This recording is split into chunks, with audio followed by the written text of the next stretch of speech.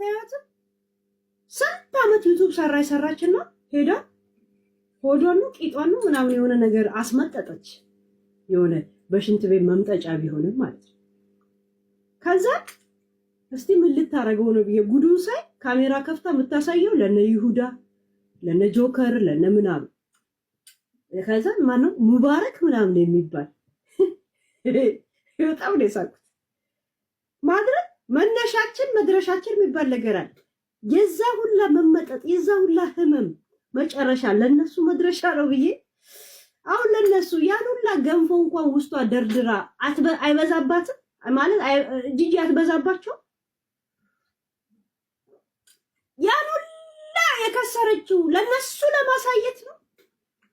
ከዛን ዛሴት ካሜራውን ስትዘጋ ኖርማል ቱታ ለብሳ ቁጭ ብላ ስታወራ ነው የምታያቸው። ዛሴት